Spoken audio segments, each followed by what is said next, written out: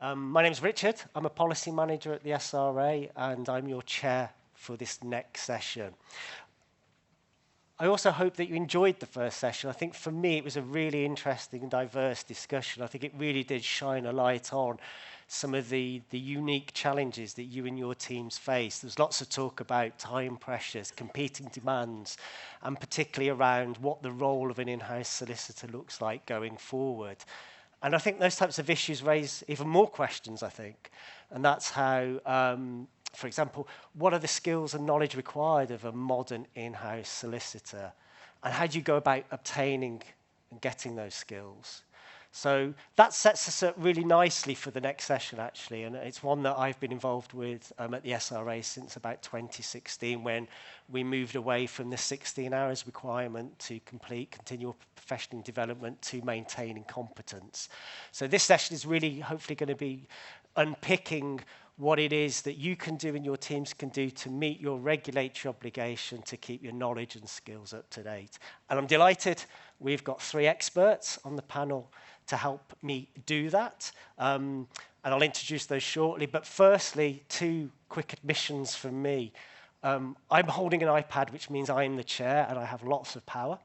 Not as much power as I probably would hope. But anyway, we want to hear as much from you as possible, as much from panelists as possible. So there's a lot of ground to cover in not a lot of time. So I'm not a rude person, but if I do interrupt you, panelists, or any of you who are asking questions, please don't be offended, particularly with my chief executive here.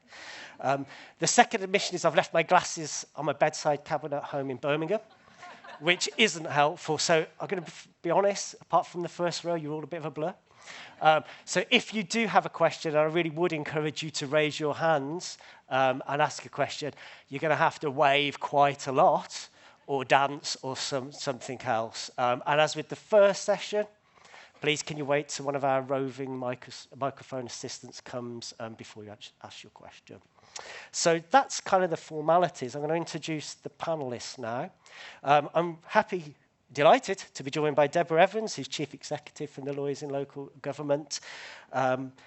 Next, I'm joined by Holly Moore, who is an in-house solicitor at ITV and the first in-house solicitor apprentice, and of a Twitter fame as well, or sorry, X fame as well.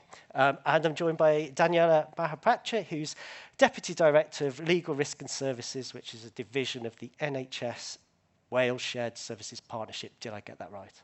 Yeah. Excellent. Okay. As with the earlier sessions, lots of information about our panelists are in your pack. So let's dive in with the first question. So we've talked a lot about the challenges, and I talked about a lot of the challenges in my introduction. So how challenging do you think it is, Deborah, for an in-house solicitor to develop and maintain their skills in today's world? It's very challenging because of the complexity of the environment. The clue is in the name, in-house solicitor. You are literally living in your client's house. This is not like being in a law firm where you see a client in a meeting room or on a screen. They are there all around you. You are in that building. You're walking past that library that, as Rachel said, you're selling off.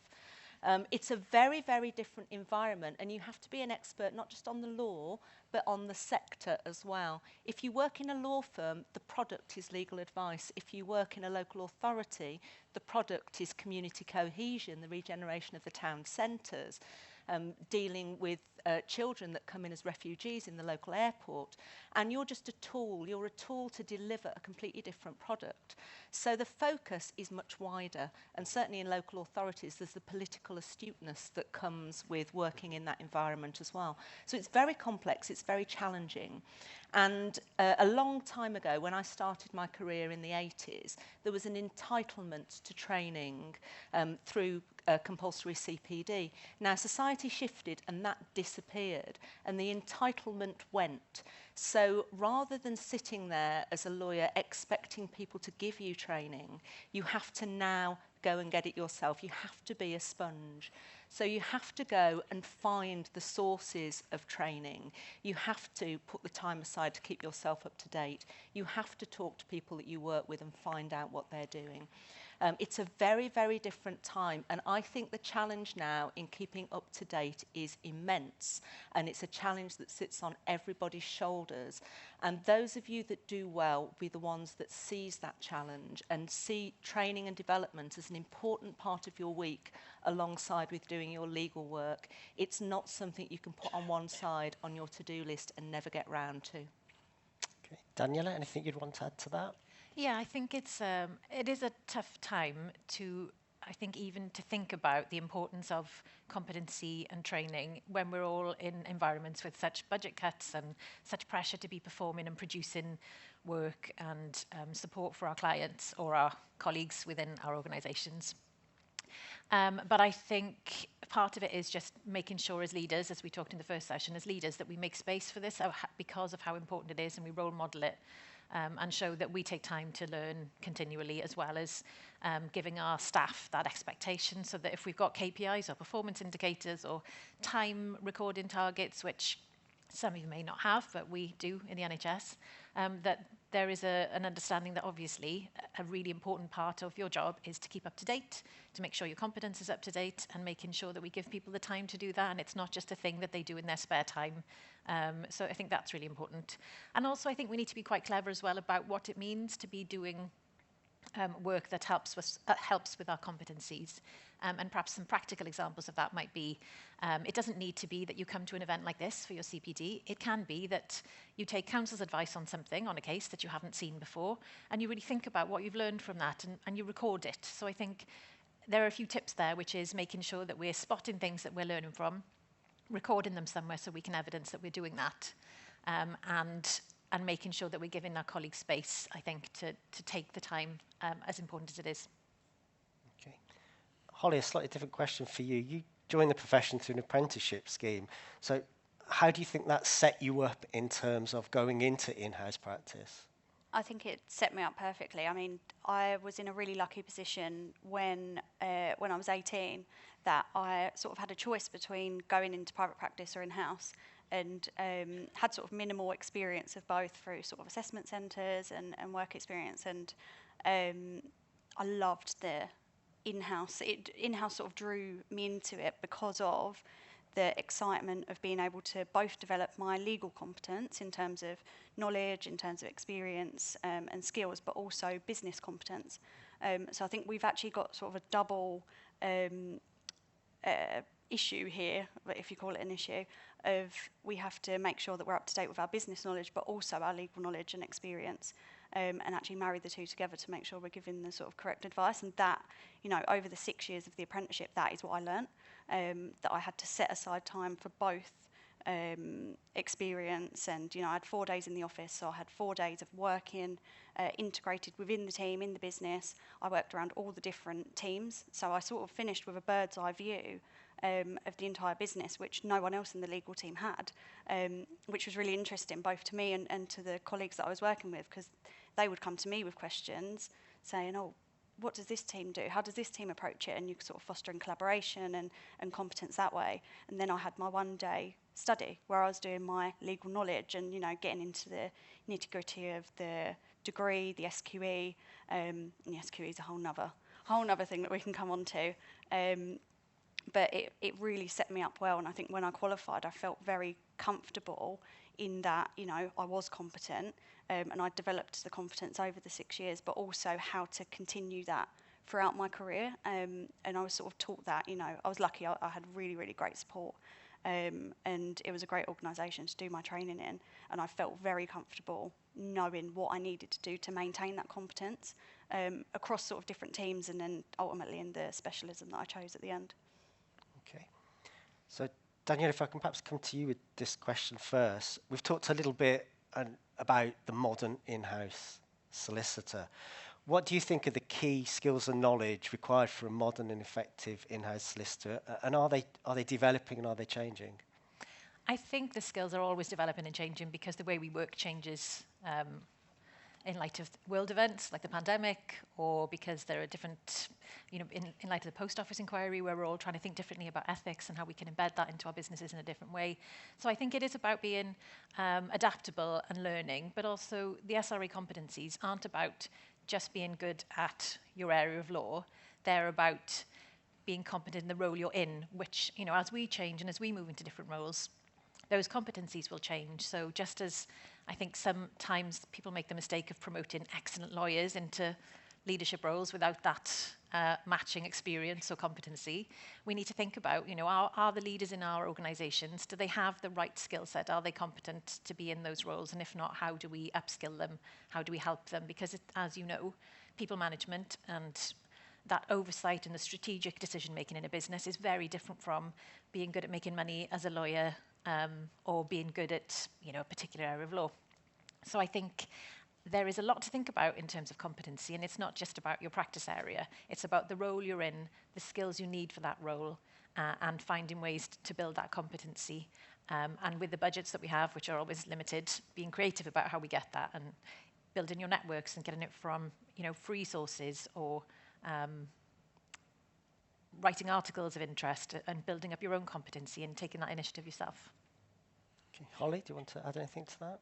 Yeah, I think it's a really interesting point about sort of outside of your legal knowledge and your legal expertise. I think it's assumed that we have that. So actually, in terms of competence and continued competence and learning, our focus really should be both on the legal knowledge, you know, staying up to date, but that's a given, but also moving with the business and the way that our skills are sort of assessed and change over time. So like you say, with the pandemic, so communication has always been a massive skill, obviously, for in-house lawyers, for all lawyers, and how you communicate. So for me, I'll speak to 4, 5, 6 different teams, different business functions a day.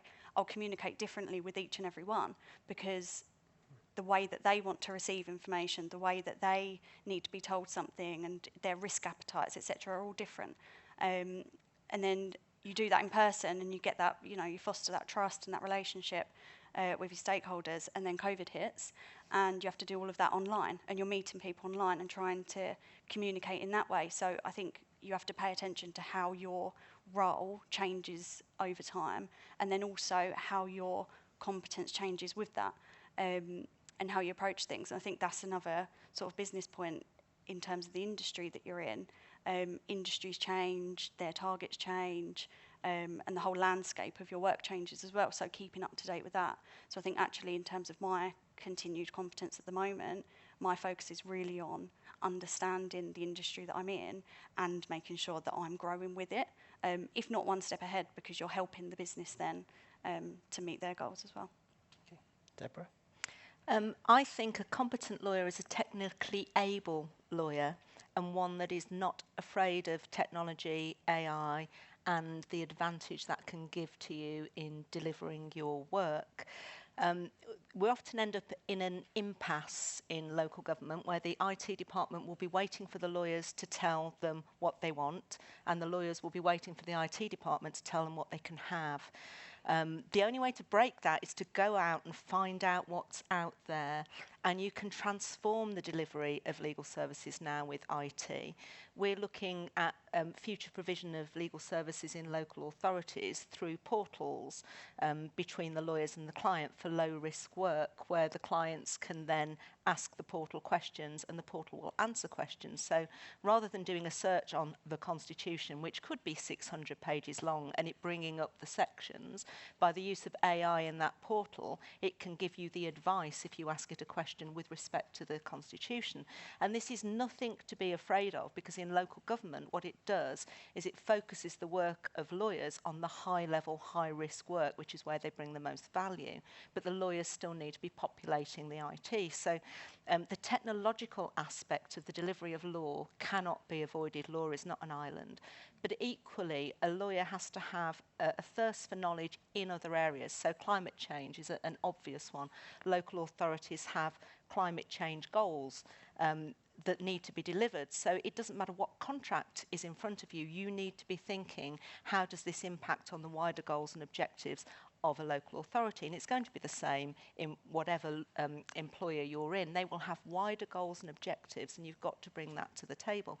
So it's very much about what you were saying about understanding what's going on in the world and how that impacts on your day job, and then understanding what's going on in your wider business as well. So you cannot just be good at the law and be good at your job. You've got to have those wider skills.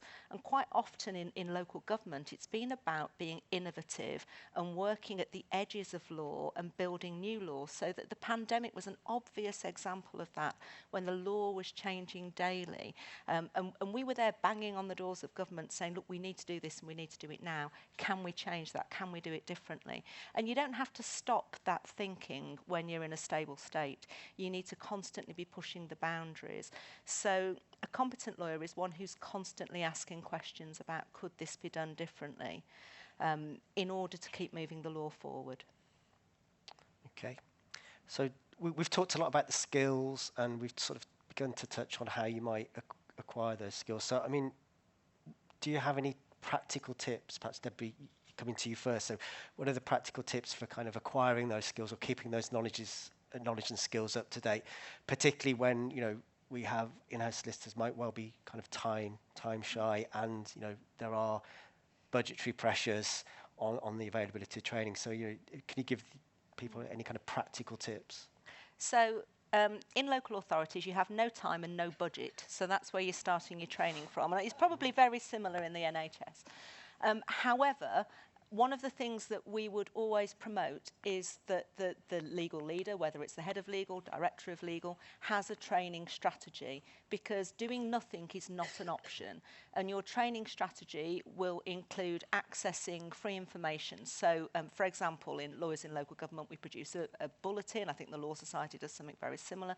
Reading the bulletin, watching the free webinars, going to barristers' briefings, getting involved in networking is hugely important. Talking to other people who've done things before you. Quite often a local authority is doing something for the first time there, but others will have done it somewhere else. We absolutely advocate phone a friend. That works a treat in delivering something you've never done before.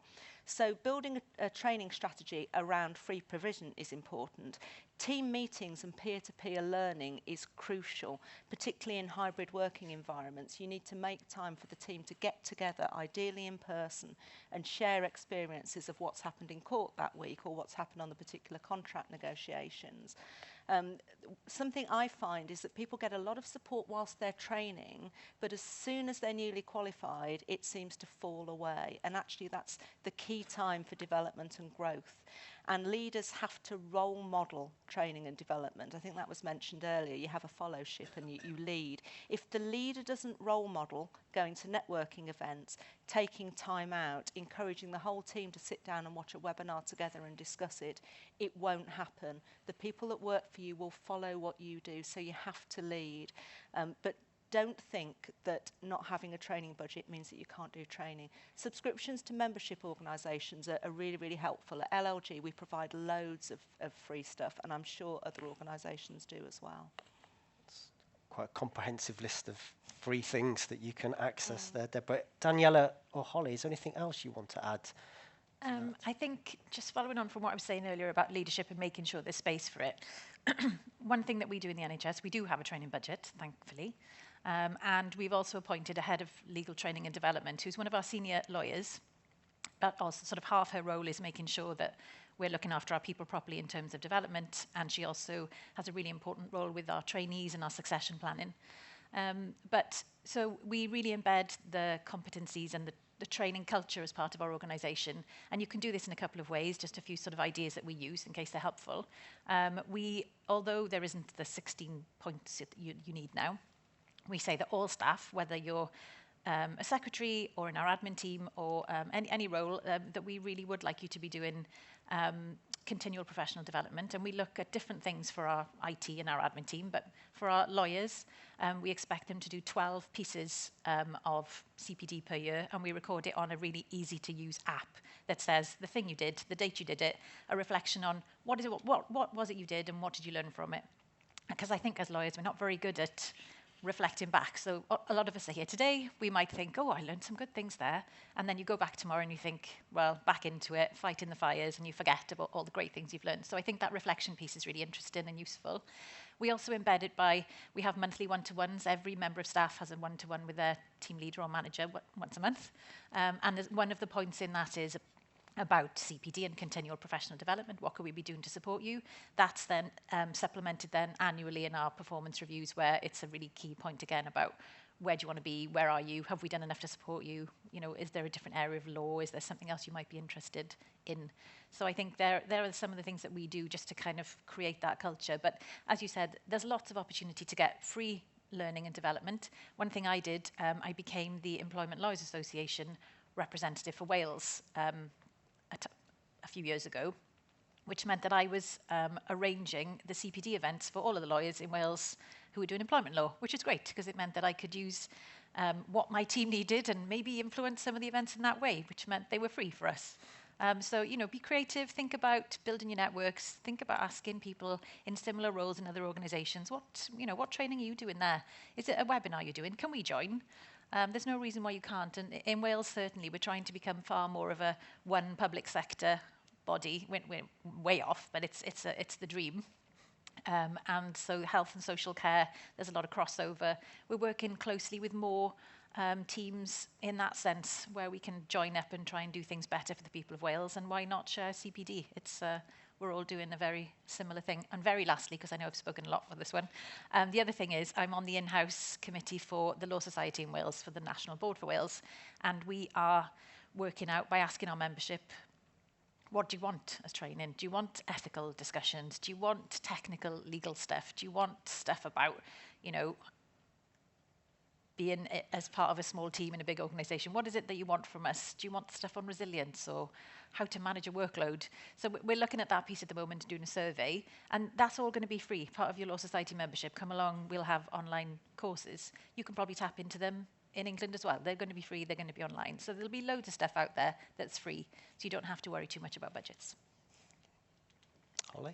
Yeah, I think looking at sort of my experience during the apprenticeship, I signed up to every single mailing list that I possibly could, even if it was nothing to do with my role, because I just wanted to learn as much as possible and to be competent as much as possible. So I think part of it is about drawing on your junior resource as well, because juniors, in my experience, are the ones who are out there. They're trying to get as much information as possible. They want to take in as much as possible. So drawing on that, seeing what they're doing, and also not gatekeeping. I mean, I'll go to events all the time or do online things whenever I can and do a write-up and share it with the team. So even if they don't have time to go, they are still benefiting from it, sharing slides around, and also sort of looking within legal teams within the business. So we're, you know, the brand protection team. We've got 5, 6, 7 other legal teams who all do their own sort of competence and continuing competence stuff and training. So making sure that you're going to what they're doing and learning from them as well, so that you can foster your relationship with them, understand their work, and just broaden your sort of horizons as much as possible in that sense. And I think it's about sort of, for me, collaboration between you know, your network and your internal and external network, and giving feedback as well. I think people sometimes want a lot of training, but actually the people who are delivering the training or the people who are in charge don't know what you want. So making sure that you're feeding back on that as much as possible. And I think similar to you, we have a survey that goes out every year, and there's a whole section on training, competence, what do you want, and we can deliver that. And you know, our business has been really good at that. But just doing as much as you can as an individual and sharing that with as many people as possible, I think, is really important. Okay. And we've talked in the first session, and it came up in something that Daniela said, you know, the kind of the importance of ethical training as well. So how can in-house solicitors kind of incorporate that into their learning and development, and what are the risks to them and their organisation if they don't do that? Perhaps, Deborah, you can start. Well, ethics is hugely important in local government, and governance is a big part of a lawyer's role when they're working in local government. But it's still easy for people to get things wrong and to get drawn into discussions and groupthink and changes that take place over time, and for no one to sort of stop and take a step back and think, should we be doing this? And a recent example of that is the Sheffield Trees Inquiry, which I don't know whether you're aware of or not, but a local authority needed to take down a large number of very well established, beautiful trees because they were lifting up the roads. So that there was a reason they needed to do it. There was a lot of local opposition. So over time and with some decision making, they moved to a position where they were going to take all the trees down in the middle of the night while everybody was asleep, because that would mean that the protesters didn't come out. Now, immediately you all smile and laugh and think, well, that was a bit stupid. But at the time, nobody did. And they carried on and they did this. And sometimes ethics just sort of slides and nobody stops and thinks about what we're doing. And typically, if you end up in a situation where you feel that you're at odds or at war with an opposing party, ethics seems to move further. So in order to avoid this sort of thing, it's really important that you plug in to your networks and you find out what goes wrong and you sit and reflect on what other people have done. So that there's a whole pile of reports out for local government. They're called public interest reports or best value reports that talk about when things have gone wrong, and there's inquiries running that will talk about when things have gone wrong. But you've got to learn from that, and one of the things that we've been debating with Juliet and the SRA is how we embed learning on ethics from the moment that you start either as an apprentice or a trainee, and it then follows on throughout your career, so that you are thinking about ethics as well as the law. And Rachel said earlier, you can follow the law, but you also have to ask yourself, is it right? Now, Sheffield were absolutely compliant with the law in taking those trees down, but it wasn't right. So there's more than one question you have to ask yourself as a lawyer. And so what we're thinking about is, how do we get that ethical training plugged in and get people focusing on it throughout their careers? Holly or Daniela, do you want to pick anything up? Yeah. I think I completely agree with what you've said. And also, I think as lawyers, we sometimes tend to overcomplicate things. And really, I think the message for our teams and for ourselves is, do the right thing. Day in, day out, just do the right thing. If it feels like you're doing the wrong thing, it's probably the wrong thing. And we know that a lot of the time. We know it doesn't feel right. So if it's not feeling right, it's probably not doing the right thing. So I think on the one hand, it's that very basic message for staff that, we're here to do a job, we're solicitors, we are regulated, and we also have legal executives.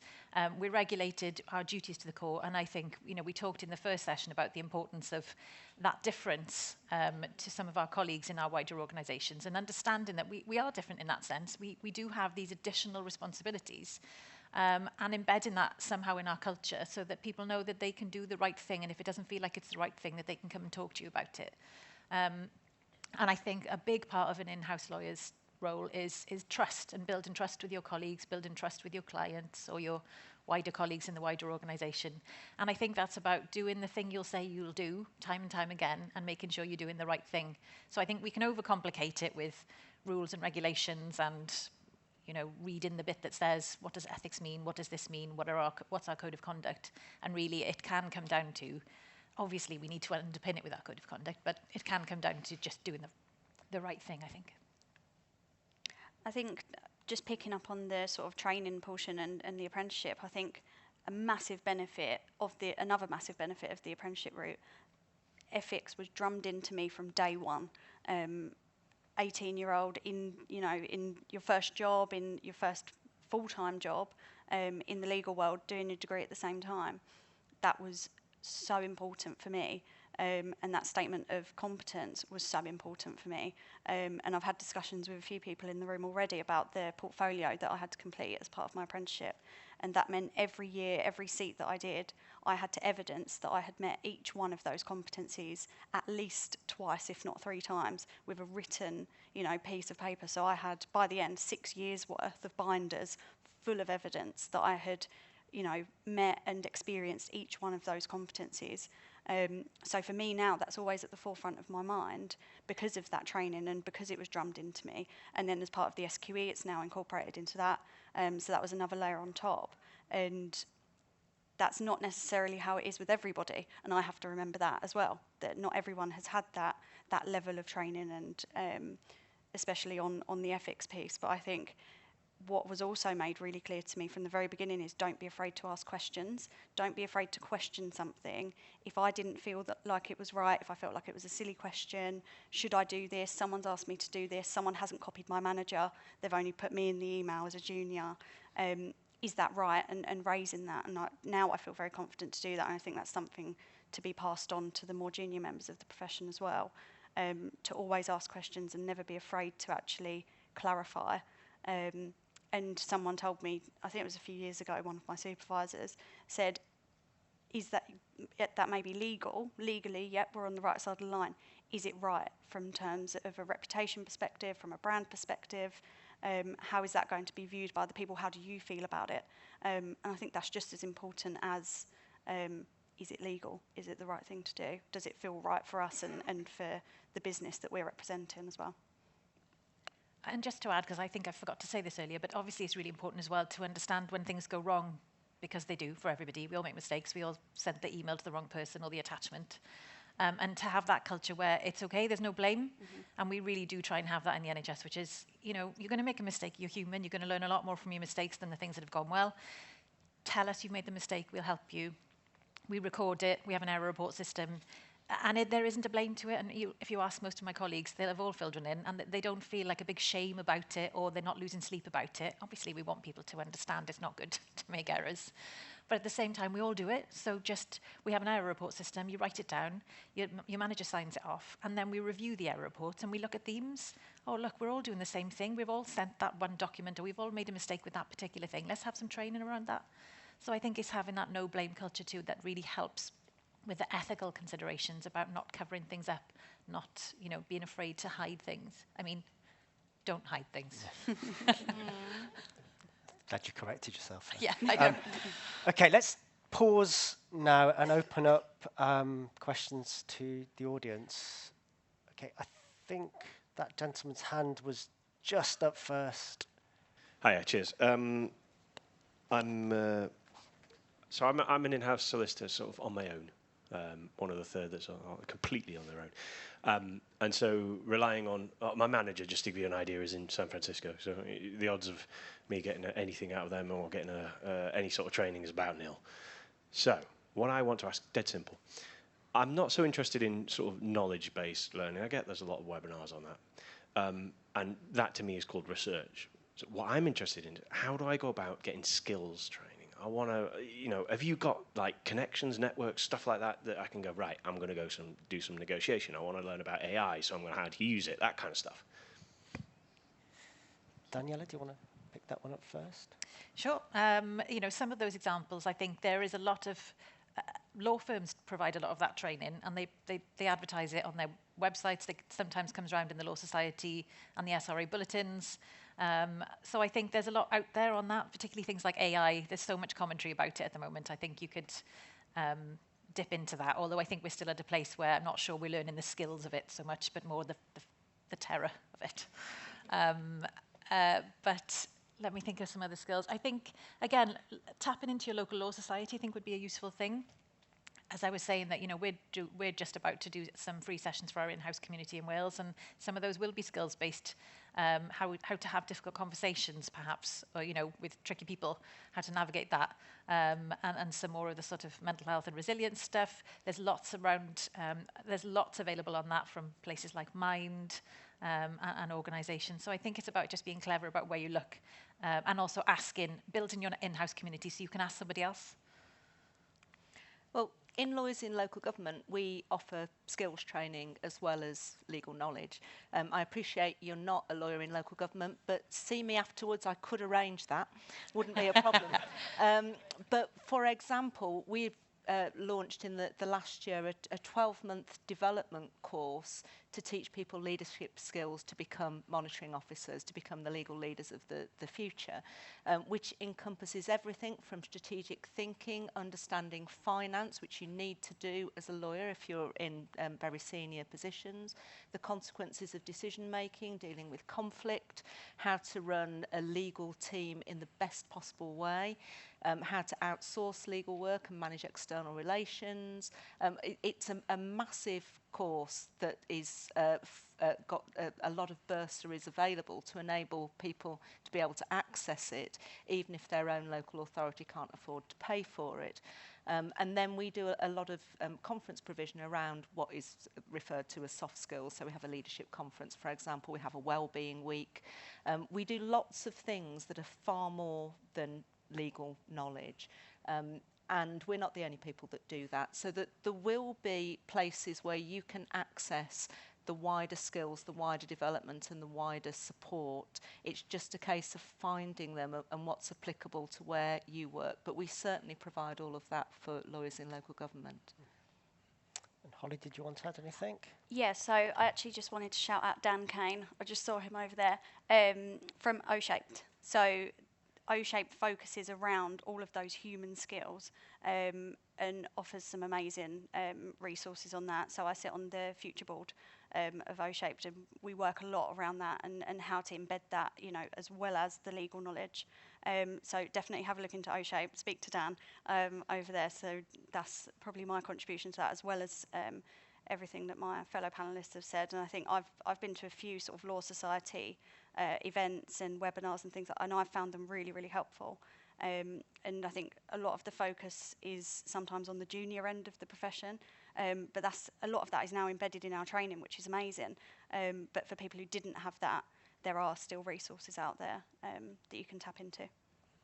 Okay, lots of practical tips and suggestions there. Any other questions from the audience? Yes, your hand was up.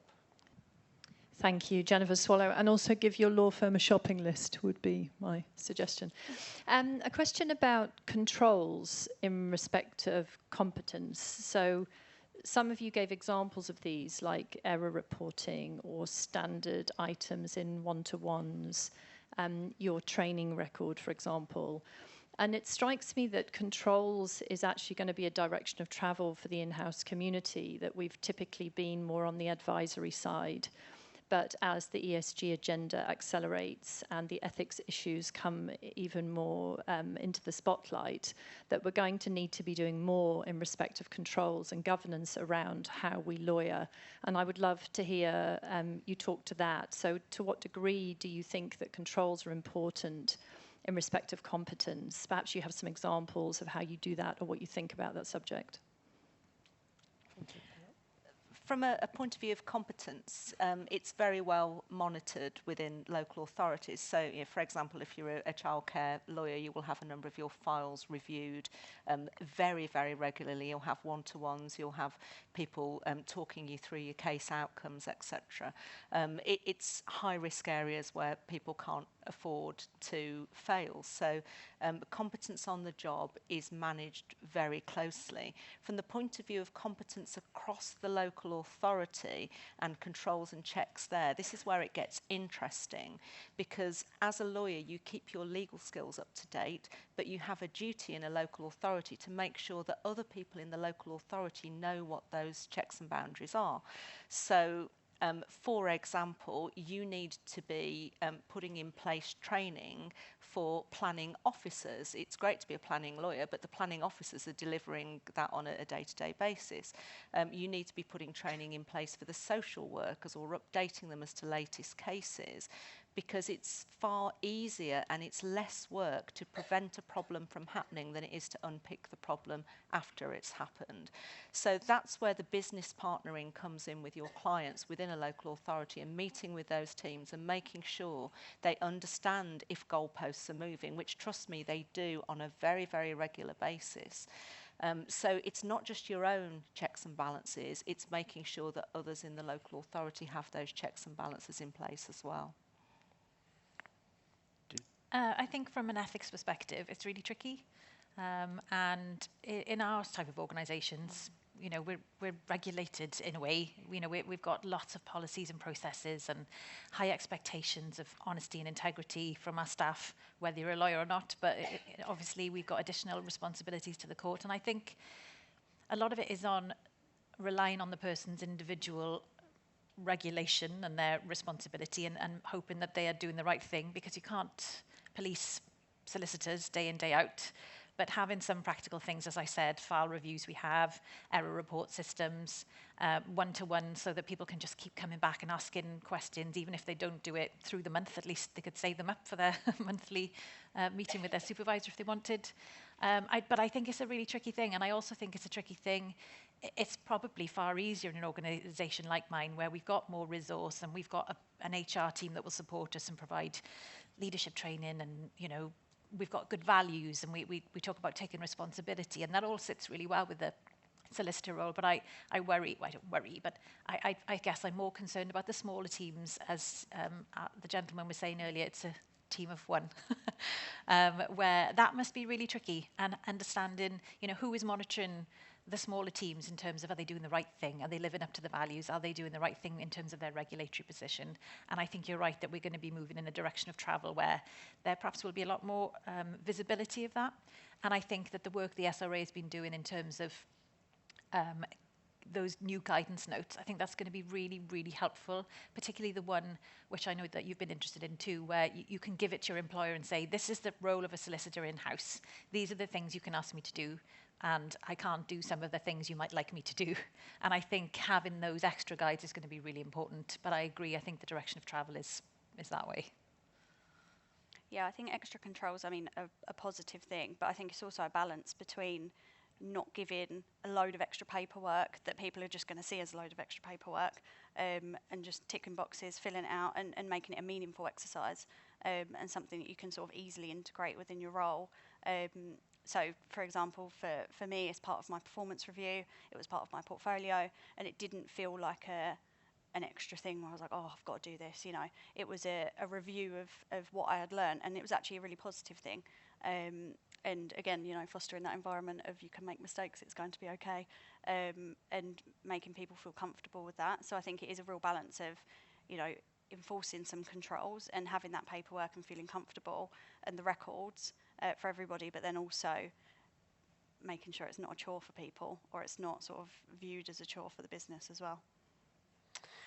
Okay, I'm conscious of time, but I think it's nearly coming up to 12:05. So we've covered an awful lot of ground there, and hopefully you've all got some practical tips to take away and people to contact in the lunch session. So I'd like to thank our panellists. Thank you for your input and your advice.